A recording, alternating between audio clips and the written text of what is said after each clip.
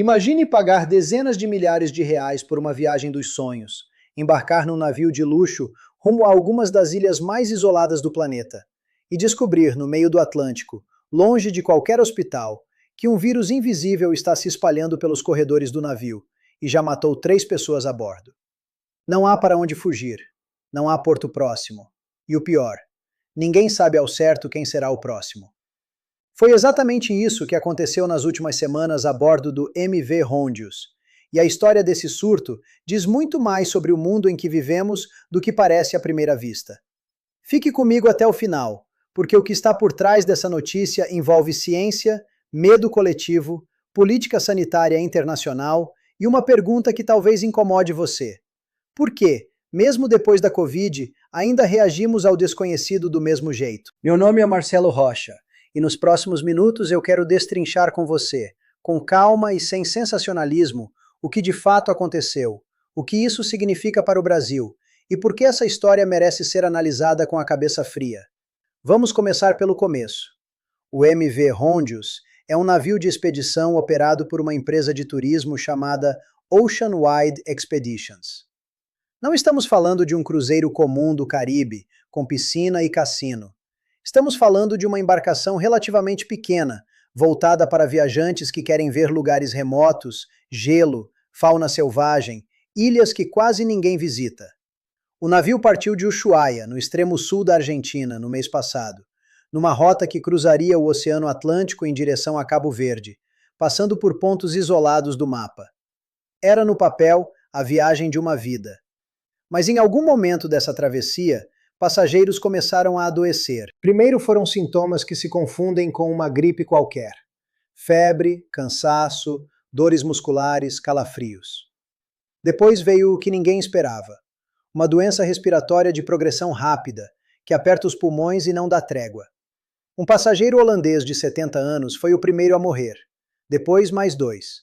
Entre as vítimas, um casal holandês e um cidadão alemão, segundo os relatos. O capitão precisou reunir a tripulação e dar a notícia que nenhum comandante quer dar. E ali, no meio do Atlântico, o navio deixou de ser um destino turístico para se tornar o centro de uma investigação epidemiológica internacional. O vírus em questão é o hantavírus. E aqui já preciso fazer a primeira correção importante, porque a imprensa, na pressa, costuma embaralhar tudo. Hantavírus não é um vírus novo. Ele foi identificado lá nos anos 70, na região do rio Hantan, na Península Coreana, e o nome vem justamente desse rio. Não é uma criação de laboratório, não é uma variante misteriosa que surgiu do nada, não é o enredo de um filme de pandemia.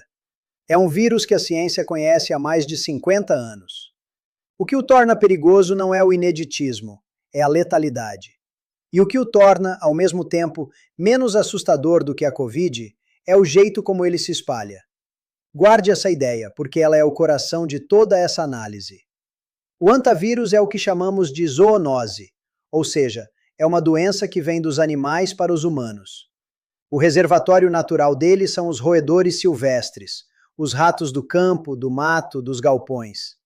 Esses animais carregam o vírus sem necessariamente adoecer, e o eliminam pela urina, pelas fezes e pela saliva.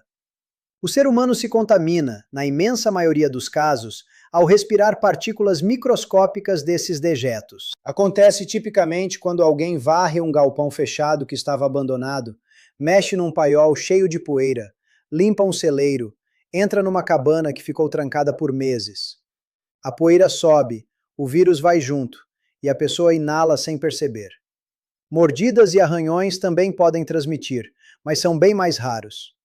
Nas Américas, a forma que predomina é a síndrome cardiopulmonar, que ataca pulmões e coração, e cuja taxa de letalidade pode chegar a níveis altíssimos, dependendo da cepa e do acesso a tratamento.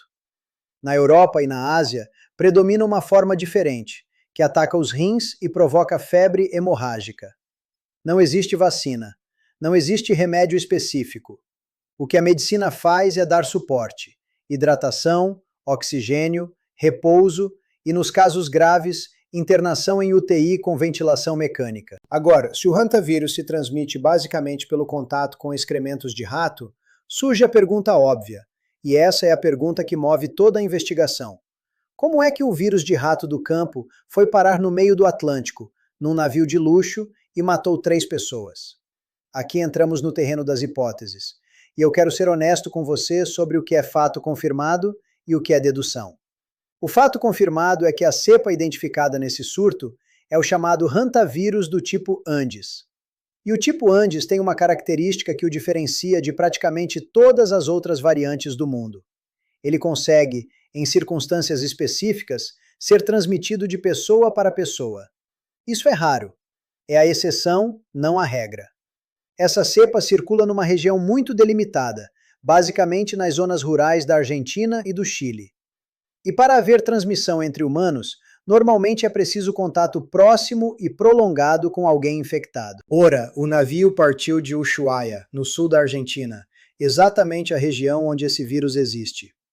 A hipótese mais aceita pela Organização Mundial da Saúde, e a mais lógica, é que um passageiro tenha entrado em contato com o vírus em terra, antes de embarcar, talvez numa propriedade rural, num alojamento rústico, num galpão.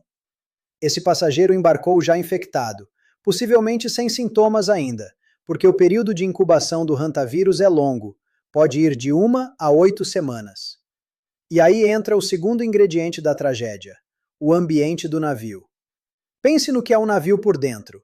Espaços fechados, ar-condicionado recirculando, refeitórios coletivos, corredores estreitos, cabines próximas, pessoas convivendo intensamente por semanas sem chão firme para se afastar. É o cenário quase perfeito para que uma cepa que normalmente teria dificuldade de passar de uma pessoa para outra, encontre finalmente as condições para isso acontecer. Não foi o vírus que ficou mais perigoso, foi o ambiente que ficou mais favorável ao vírus. E essa distinção, que parece sutil, é fundamental para você entender por que os cientistas não estão em pânico e por que você também não precisa estar. Vamos olhar os números do que aconteceu de fato no Hondios, porque eles ajudam a manter os pés no chão. Até o início de maio, a Organização Mundial da Saúde havia identificado 8 casos do vírus a bordo, com 3 mortes. O navio ficou ancorado por vários dias na costa de Cabo Verde, ao largo da cidade da Praia, com mais de 100 pessoas de mais de 20 países a bordo, todas em isolamento. As autoridades cabo-verdianas, com apoio e supervisão da OMS, criaram uma área de isolamento em terra e enviaram equipes médicas para fazer os primeiros testes e atender os casos mais críticos. Os 2 passageiros em estado mais grave foram transferidos numa operação logística complexa, coordenada entre Cabo Verde, o governo dos Países Baixos e a própria OMS. Depois que os infectados foram retirados, decidiu-se, em acordo com a Espanha e com a OMS, que o navio seguiria para Tenerife, nas Ilhas Canárias, com os passageiros restantes, todos sem sintomas, mas sob vigilância. Houve ainda casos ligados a pessoas que desembarcaram antes. Um paciente que deixou o navio e desenvolveu sintomas depois de voltar para casa, na Europa, e foi hospitalizado. Tudo isso mostra uma coisa importante. A resposta foi rápida, foi coordenada, foi internacional. Não houve omissão, não houve encobrimento. Houve um sistema de saúde global funcionando. E é exatamente por isso que o diretor-geral da OMS, Tedros Adhanom, e os técnicos da organização repetiram, em comunicado após comunicado, que o risco para o público em geral é baixo e que não há motivo para restrições de viagem. A diretora da área de gestão de epidemias e pandemias da OMS chegou a afirmar de forma direta que não há semelhança entre esse surto de hantavírus e o início da pandemia de Covid-19. E aqui, deixa eu fazer a ponte que interessa para você, brasileiro, que está me ouvindo agora e provavelmente se lembra muito bem de 2020. Por que o hantavírus não vai virar uma nova pandemia mundial? A resposta não está na bondade do vírus. O hantavírus é cruel, ele mata, a letalidade dele é assustadora. A resposta está na mecânica da transmissão. Para uma doença se tornar pandêmica, ela precisa de uma coisa acima de todas as outras: alta transmissibilidade. Ela precisa passar de uma pessoa para muitas, com facilidade, pelo ar, num espirro, numa conversa, num aperto de mão. Foi isso que fez do coronavírus o que ele foi. O hantavírus não tem essa característica. Na quase totalidade das suas variantes, ele simplesmente não passa de pessoa para pessoa.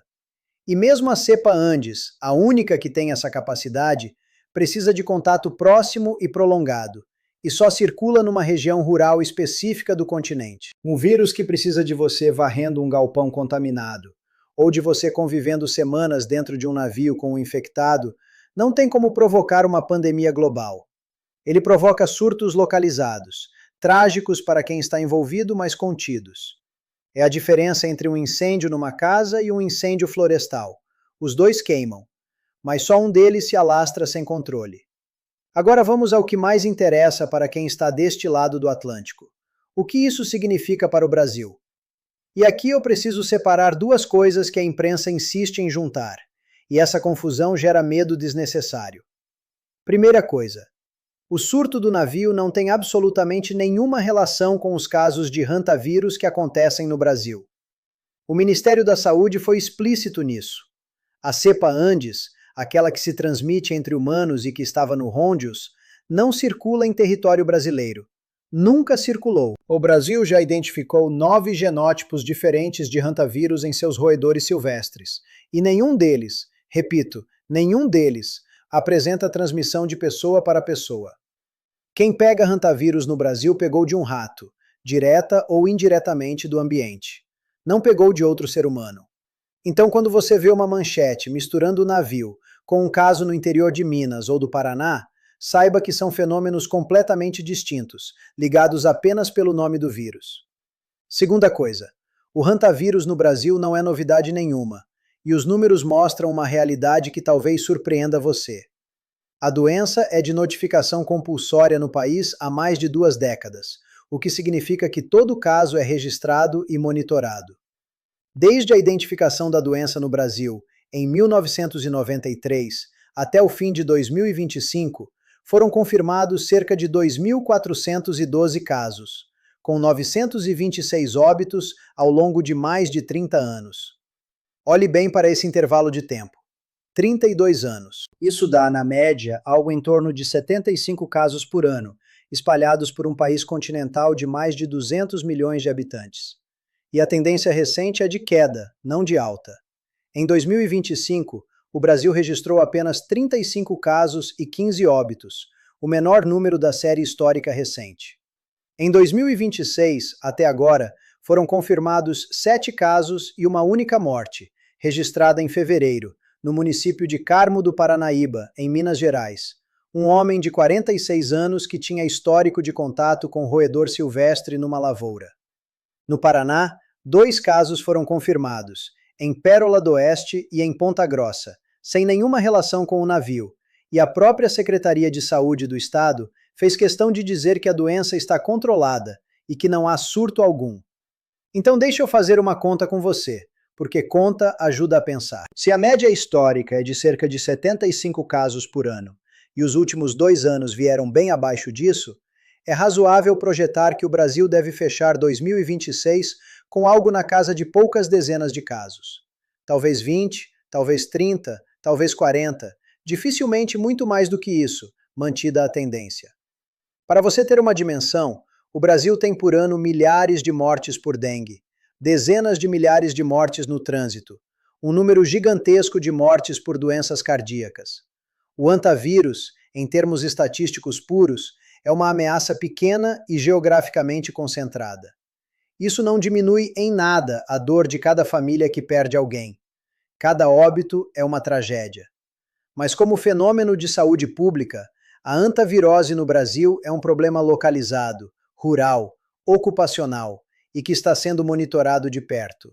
Não é de forma alguma o prenúncio de uma catástrofe nacional. E quem é, na prática, o brasileiro que corre risco real de hantavírus? Não é o morador do apartamento na capital, não é o turista, é o trabalhador rural, é o agricultor que abre um paiol fechado, o lavrador que mexe num depósito de grãos infestado de ratos, a pessoa que limpa uma casa de campo que ficou trancada, o trabalhador que entra num galpão abandonado. A maior parte dos casos brasileiros aparece justamente depois desse tipo de atividade. É uma doença do trabalho do campo, ligada à pobreza rural, à precariedade das construções, à falta de equipamento de proteção, à convivência forçada com roedores. E é aí que mora a verdadeira questão social por trás dessa história. Enquanto o mundo se assusta com um navio de luxo no Atlântico, o brasileiro que morre de hantavírus quase sempre é um trabalhador anônimo do interior, cuja morte não vira manchete internacional, não mobiliza a OMS, não gera operação de repatriação coordenada entre 3 países. Existe uma desigualdade até na forma como as doenças são noticiadas, e vale a pena a gente perceber isso. A boa notícia é que a prevenção do hantavírus é simples, barata e está ao alcance de qualquer pessoa. E como esse vídeo pode estar chegando a alguém do interior, a alguém que conhece quem trabalha no campo, eu quero que essa parte fique bem clara. A regra de ouro é nunca varrer a seco um ambiente fechado que pode ter dejetos de rato. Varrer a seco levanta a poeira, e é a poeira que carrega o vírus para o seu pulmão. O certo é umedecer o chão antes, com água e sabão, e deixar o ar circular. Antes de entrar num galpão, num paiol, num depósito que ficou fechado, abra as portas e janelas e espere o ambiente ventilar. Os especialistas também recomendam manter as plantações a uma distância mínima da casa, em torno de 40 metros, para que os roedores do campo não se aproximem da moradia. E, acima de tudo, controle de roedores. Vedar frestas, não deixar comida exposta, manter terrenos limpos. O hantavírus não tem vacina nem remédio, mas tem uma prevenção que funciona, e ela depende muito mais de informação do que de dinheiro. Por isso, falar sobre isso, com calma e sem pânico, já é em si uma forma de salvar vidas. Agora eu quero voltar à pergunta que abriu essa nossa conversa, porque ela é, no fundo, a parte mais importante de toda essa análise. Por quê? Mesmo depois de tudo o que vivemos com a Covid, a gente ainda reage ao desconhecido sempre do mesmo jeito. No instante em que apareceu a palavra vírus numa manchete, junto com a palavra navio e a palavra mortes, uma parte do mundo já começou a sussurrar a pergunta inevitável: é uma nova pandemia? E aqui está o ponto que eu, como analista, considero o mais relevante. A pandemia de 2020 deixou uma cicatriz na nossa psicologia coletiva. Ela nos ensinou, na marra, que o mundo pode parar. Que uma notícia distante, num lugar que a gente nem sabe localizar no mapa, pode em poucas semanas trancar você dentro de casa. Essa memória é recente, é dolorida, e ela faz com que qualquer surto de qualquer vírus, em qualquer canto, dispare em nós um alarme que antes não existia com essa intensidade. E isso tem 2 lados. O lado bom é que estamos mais atentos. O sistema de saúde global reagiu rápido ao Hondius justamente porque aprendeu com a Covid. A OMS se mexeu, os países cooperaram, a informação circulou. Isso é progresso. O lado ruim é que a nossa ansiedade ficou com o gatilho leve demais, e isso abre espaço para o sensacionalismo.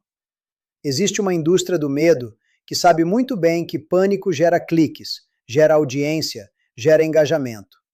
Uma manchete que diz: vírus mortal em navio assusta o mundo, rende muito mais do que uma manchete que diz, com honestidade: surto localizado de vírus conhecido é contido por cooperação internacional.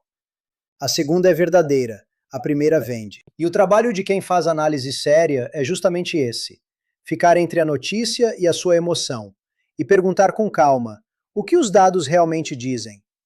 Os dados, nesse caso, dizem o seguinte: houve um surto trágico, com 3 mortes, de um vírus grave, num ambiente que favoreceu uma transmissão que normalmente não aconteceria.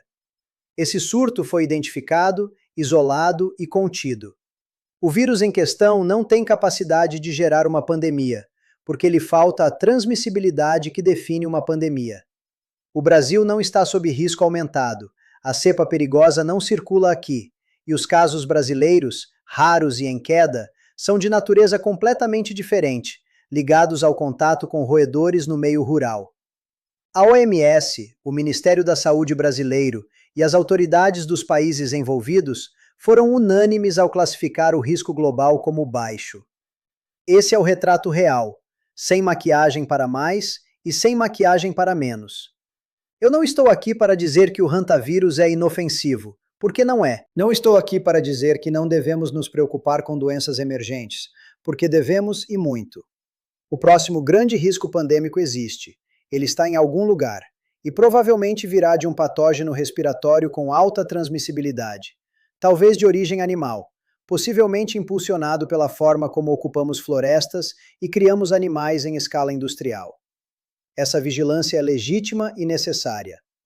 O que eu estou dizendo é que aplicar o pânico no alvo errado nos enfraquece. Quando a gente se assusta com tudo, perde a capacidade de se assustar com o que importa de verdade. Quando a gente trata um surto contido de antavírus num navio como se fosse o início do fim do mundo, a gente gasta uma energia emocional e política que deveria estar sendo investida em fortalecer a vigilância sanitária, em melhorar as condições de trabalho no campo, em preparar o sistema de saúde para a ameaça real que um dia vai chegar. E essa é a reflexão final que eu deixo para você. A história do MV Rondius não é, no fim das contas, uma história sobre um vírus. É uma história sobre como nós, depois da Covid, lidamos com o medo. É um teste da nossa maturidade coletiva. Será que conseguimos olhar para uma notícia assustadora, respirar fundo, buscar os dados, entender a mecânica do problema e responder com proporção em vez de pânico? Ou será que vamos passar os próximos anos pulando de susto em susto, manipulados por manchetes, sem nunca aprender a distinguir o incêndio na casa do incêndio na floresta? Eu acredito que dá para fazer melhor. Acredito que o brasileiro é capaz de entender uma informação com nuance, desde que alguém tenha a paciência de explicar sem gritar. E é por isso que esse tipo de análise existe. E é por isso que eu agradeço você ter ficado comigo até aqui. O navio vai chegar a Tenerife. Os passageiros vão, na sua imensa maioria, voltar em segurança para suas casas e seus mais de 20 países. As 3 famílias que perderam alguém vão carregar uma dor que nenhuma estatística alcança, e a elas a gente presta solidariedade. A OMS vai continuar rastreando contatos pelas próximas semanas, porque o período de incubação é longo e a prudência manda. O Brasil vai seguir registrando seus poucos casos rurais, monitorando, prevenindo, e a hantavirose vai continuar sendo, aqui, o que sempre foi: uma doença grave, mais rara, concentrada e evitável com informação. Nada de pandemia, nada de fim do mundo. Apenas mais um capítulo de um mundo que, depois de 2020, precisa reaprender a diferença entre estar atento e estar apavorado. Meu nome é Marcelo Rocha. Obrigado por pensar junto comigo e até a próxima análise.